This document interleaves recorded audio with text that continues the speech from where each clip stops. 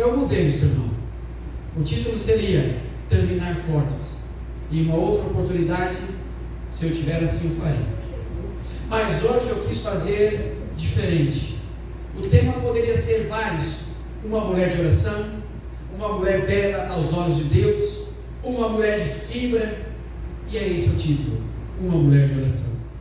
Vamos abrir nossas Bíblias em 2 de Reis 4, de 1 a 7. 2 de Reis 4, de 1 a 7. Assim como estamos uma vez mais, vamos falar com Deus. Querido Deus, neste momento tua palavra estará sendo aberta. Capacite do Senhor, para que nós possamos ler, entender e compreender. Para que eu possa falar não de mim mesmo, mas que eu possa falar inspirado pelo poder do Espírito Santo, em nome de Jesus. Amém. A Bíblia intitula o azeite da viúva. Em 2 de Reis 4, de 1 a 7, diz o seguinte: E uma mulher das mulheres dos filhos dos profetas clamou a Eliseu dizendo: Meu marido, teu servo, morreu, e tu sabes que teu servo temia o Senhor. E veio o credor, e veio o agiota para levar os meus 2 filhos a serem servos. E Eliseu lhe disse: Que hei de fazer por ti? Diz-me, o que é que tens em tua casa? E ela disse: Tua serva não tem nada, senão uma botija com azeite. Então disse ele: Vai, pede emprestadas a todos os teus vizinhos vasilhas vazias, não poucas. Então entra e fecha a porta sobre ti e sobre teus filhos, e deita o azeite em todas aquelas vasilhas, e põe a parte que estiver cheia. Partiu, pois, dele, e fechou a porta sobre si e sobre os seus filhos, e eles lhe traziam as vasilhas, e ela as enchia. E sucedeu que, cheia que foram as vasilhas, disse a seu filho: Filho, trazer-me ainda uma outra vasilha. Porém ele disse: Mamãe, não há mais vasilha alguma. Então o azeite parou. Então, segundo a Bíblia, veio ela e fez saber o homem de Deus, e disse ele: Vai, vende teu azeite, paga a tua dívida, e tu e teus filhos viverão do resto. Quando nós lemos esses 7 versículos, já conseguimos interpretar o que diz, conseguimos entender o que aconteceu, o que passou nessa família. Era uma mulher de oração, e a Bíblia começa dizendo, interessante, que ela vai até um homem de Deus. Hoje, quando nós olhamos as redes sociais, em especial o TikTok, ali nós observamos meninas 12, 13, 14 anos dando conselhos amorosos. E pasmem vocês, são muitos que seguem e fazem perguntas. A pergunta que fica no ar é: qual é a experiência que ela tem para poder dar as respostas às pessoas que a seguem e buscam por uma orientação? Então essa mulher, segundo as Sagradas Escrituras, ela não vai a qualquer pessoa, ela não vai até o homem de Deus, segundo a Bíblia, reclamando, e ela diz: Meu marido, teu servo, morreu, e o Senhor sabia, o Senhor conhecia que ele era temente a Deus, sabes que ele temia o Senhor, e veio o credor. Ela está dizendo: veio o agiota a levar meus 2 filhos para serem escravos. Quando nós lemos este versículo aqui, nós entendemos que homens de Deus cometem erros, nós entendemos que mulheres de Deus cometem erros, nós entendemos que as pessoas, de uma forma geral, cometem erros. E por que elas cometem? Porque Romanos 3:23 diz o seguinte: todos pecaram e todos carecem da glória de Deus. Romanos 3, versículo 10 diz: não existe um justo sequer. Mas a Bíblia também nos ensina que ao longo da nossa corrida cristã devemos buscar a perfeição diariamente. Por quê? Porque Deus é perfeito. Buscai a santificação todos os dias, porque Deus é santo. Mas enquanto nós vivermos nessa terra e não houver uma transformação, teremos problemas, dificuldades. A Bíblia menciona esse relato, e foi aproximadamente no ano 852 a.C. Jorão era o rei de Israel, a qual reinou a nação por 12 anos. Josafá era o rei de Judá nesse período, a qual reinou a nação por 25 anos. Havia uma escola de profeta, das quais Eliseu encabeçava. Havia uma escola de teologia, das quais Eliseu era o professor, das quais no passado foi aluno do profeta Elias. Essa mulher era esposa de um dos discípulos, de um dos estudantes de teologia. Ela tinha acabado de perder o seu marido. Tinha 2 crianças. Agora ela estava em desespero. Homens de Deus também cometem erros. Mas quais são, ou qual o motivo que talvez levou para que esse homem contraísse essa dívida? Existe uma linha de raciocínio, uma possibilidade. No passado, quando um rei de Israel casou com uma mulher que não era do povo de Deus, o rei Acabe casou-se com Jezabel, e ele já havia conhecido a história do rei Salomão. Biblicamente falando, vocês sabem qual foi o erro do rei Salomão? Neemias 13, versículo 26. Casar com uma mulher que não era do povo de Deus. Agora o ungido de Deus, conhecendo a trajetória do povo, dos reis do passado, sendo ele agora ungido de Deus, um rei de Israel, ele casa com uma mulher que não é do povo de Deus, e consigo ela traz para o seio, para o coração de Israel, todos os seus ídolos, aproximadamente 850. E agora estavam passando dificuldades. O possível motivo, e aqui cita-se Obadias, ele havia sustentado quando essa mulher implacável procurava os homens de Deus, os profetas, para matá-la. A Bíblia menciona que talvez ele tenha escondido. Flávio Josefo, o grande historiador da época, ele diz em seus relatos, citando Obadias, 1 de Reis 18, versículo 4: porque sucedeu que, destruindo Jezabel os profetas do Senhor, Obadias tomou 100 profetas, e de 50 em 50 os escondeu numa cova, e ali os sustentou com pão e água. Não existe uma certeza que possivelmente esse homem era Obadias, mas temos essa linha de raciocínio que talvez ele tenha contraído uma dívida para poder comprar alimentos, pois ele havia escondido 100 profetas, 100 estudantes, de 50 em 50 ele escondeu em covas diferentes, para que Jezabel, caçando como se caçasse animais, estava em busca deles para matá-lo. No Antigo Oriente, as viúvas por si mesmas já eram muito vulneráveis à pobreza. A viúva de um profeta ficava ainda mais exposta a passar dificuldades, pois os profetas, que eram homens poderosos, viviam dia a dia na provisão diária de Deus.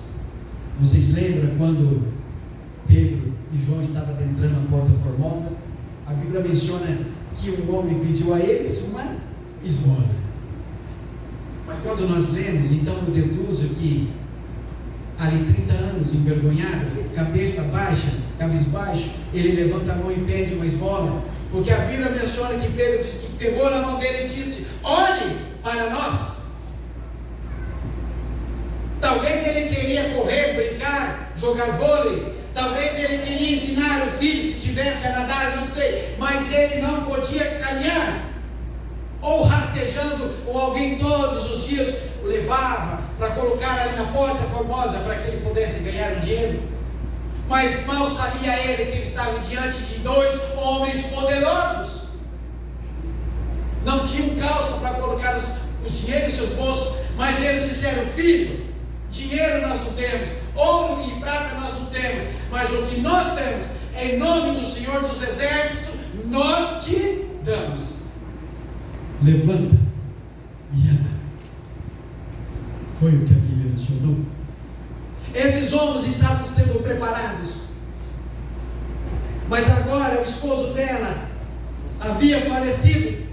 Uma mulher que havia sido educada nos caminhos de Deus, uma mulher que vinha educando os filhos no caminho de Deus, foram dedicados, como qualquer garotinho ou garotinha na igreja quando nascem. Os pais, muito felizes, trazem para a igreja, colocam sobre a proteção de Deus. E o versículo 2 diz que Eliseu conhecia o jovem esposo daquela mulher, e ela chegou-se ao profeta de Deus, clamando por socorro. Mas havia um código chamado Hammurabi. Quem os criou? Aproximadamente 1700 a.C., um rei por sobrenome Hammurabi foi quem criou esse código, ou uma lei por nome Hammurabi. A lei israelita permitia, como forma de proteção ao credor, que se tomasse dos filhos dos devedores para que trabalhasse até que a dívida fosse o quê? Quitada. E quando nós lemos, a gente vai entender que às vezes era só no jubileu, era 50 anos depois. A mãe perdera seu jovem esposo, agora os 2 filhos pequenos prestes a ser levados. Mas em Deuteronômio 15, de 1 a 18, existe uma ressalva para que isso não fosse feito em tempos de fome ou de grandes necessidades. Mas o povo de Israel agora estava perdido, estava sendo conduzido por demônios. A mulher havia trazido com ela todos os seus deuses, que não era o Deus de Israel. E a irmã no começo falou sobre o segundo mandamento: não haverá para ti imagem de escultura. Quando aquela Jezabel veio, ela trouxe 400 deus de cera e mais 450 homens, das quais eles adoravam na época. Por isso a Bíblia menciona 850 deuses. A separação iminente de seus filhos seria demais para ela. Seu apelo era urgente, pois os credores viriam em breve, porque ela estava na casa, ainda enlutada pela perda do esposo. Alguém bate na porta, ela abre a porta e se depara com homens credores dizendo que levariam os filhos para que a dívida fosse quitada, seriam escravos. Ela vem a Eliseu demonstrando muito respeito e humildade. A viúva, em suas palavras, estava dizendo apenas uma verdade para Eliseu, e não uma reclamação, e não uma exigência. Ela relembra a vida piedosa que ela, o esposo e os filhos levavam com preparação, pensando algo mais nas mansões celestiais. Tudo quanto nos aflige deve ser colocado primeiramente em oração. Por isso Jesus nos está dizendo nesta manhã: vinde a mim todos que estão cansados e sobrecarregados, e eu vos aliviarei. Algumas pessoas têm suportado aparentemente dores terríveis em seus ombros, que elas não têm suportado, elas não têm ido a Jesus, e como uma forma de se livrar deste problema, elas tiram a própria vida. Se o saudoso pastor Roberto Rabelo tivesse vivo hoje e dissesse hoje o que ele disse anos atrás em seus sermões, que ele diz que é uma forma covarde de um ser humano se livrar dos problemas. Quantas pessoas têm problemas e dificuldades? Quantas e quantas noites, anos e pós anos, a minha mãe dormia tarde, levantava de madrugada, 3h30, tirava leite, preparava as coisas para os 4 filhos, eu e minhas 3 irmãs, arrumava as coisas da casa, ainda para abrir o estado, pegar o ônibus para descer 10 quilômetros para poder dar aula ao longo de uma vida inteira. O meu pai já descansou no Senhor, mas hoje eu olho para minha mãe e vejo aquela mulher guerreira, sofreu para estudar e educar os filhos nos caminhos de Deus. Ela venceu. E hoje em dia muitas pessoas não conseguem, acham que o problema é demais, e talvez a única solução para elas, segundo o pensamento delas, é tirarem a própria vida. Mas existem outras pessoas que lutam uma vida inteira, 20, 30, 50, 70, 80 anos, tendo Jesus ao seu lado, elas conseguem viver, e se colocou totalmente debaixo da provisão divina. Agora estava passando por um sofrimento. O sofrimento de perder o marido já era difícil, quanto mais os seus 2 filhinhos. Existe em nosso meio ex-marido, ex-esposa, sim, mas não existe ex-filho. É para a vida toda. Iriam ser escravos? Ficavam essas perguntas martelando na cabeça daquela jovem mãe. Estariam na mão de quem? Fazendo o quê? Seriam maltratados? as perguntas eram muitas na cabeça. E ela dizia: meus filhos, minha herança, foram criados na palavra de Deus, e agora seriam lançados na mão de imundos, na mão de impuros, seriam levados a outros deuses. Quando a Bíblia diz que tem uma ressalva que ali em Deuteronômio, que em menos um tempo de fome, de grande necessidade, aquela nação estava perdida naquele momento. O rei, a rainha e todos os seus generais adoravam qualquer tipo de Deus, menos o Deus do exército, menos o Deus do céu. Mas nós sabemos que depois da tempestade vem a bonança, depois da tempestade vem a calmaria. Agora ela procura o homem de Deus, ela seguiu a palavra profética, e quando o profeta disse a ela: vai, pega a vasilha emprestada, e ela estava saindo, possivelmente ele grita: ei, filha, não se esqueça, não poucas vasilhas, muitas.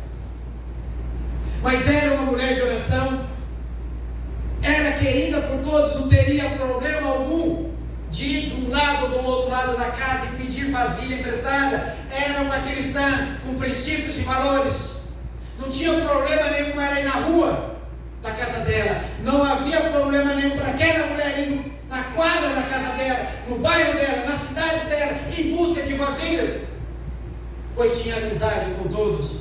E muitas vezes nós estamos uma vida inteira dentro da igreja e os nossos vizinhos do nosso lado não gostam de nós por nossas atitudes.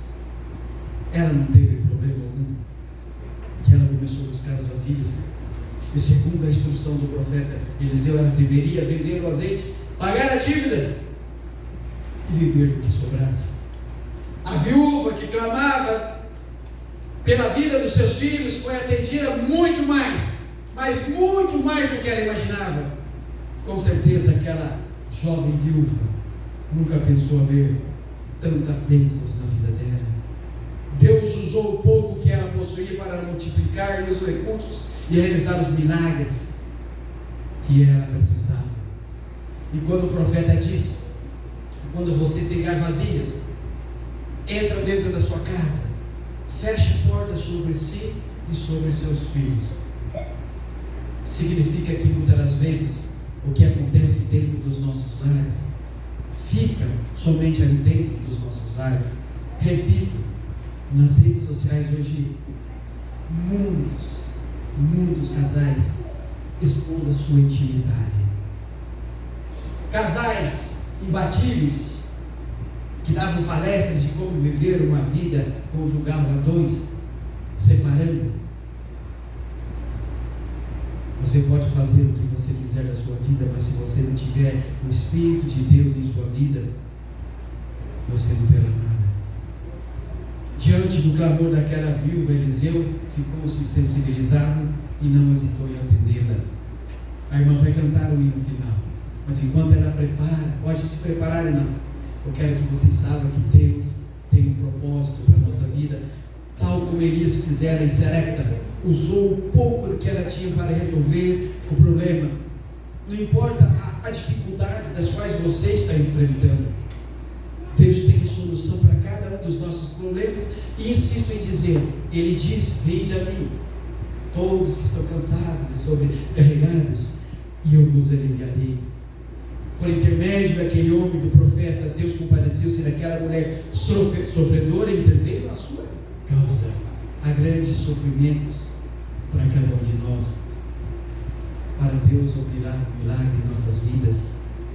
A quantidade não faz nenhuma diferença. O fato é que você precisa estar pronto. A irmã vai cantar, e enquanto ela cante, que você medite na letra do hino que ela já cantou, na letra do hino que ela estará cantando, na letra do hino que nós cantamos em pé no sermão dessa manhã, uma mulher de oração, e que nós possamos, ao longo dessa semana, ao longo das nossas vidas, colocar em prática, aplicar para as nossas vidas, para que nós possamos esperar em breve Jesus voltar.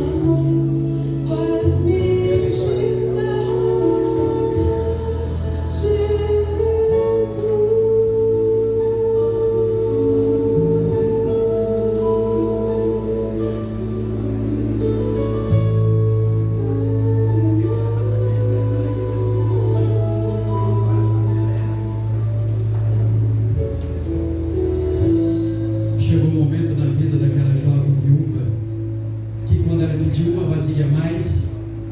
Um dos filhos disse: mamãe, não há mais nenhuma vasilha. Naquele período, naquele momento que aquelas pessoas viviam, quem tivesse azeite em casa significava que ela tinha muito dinheiro.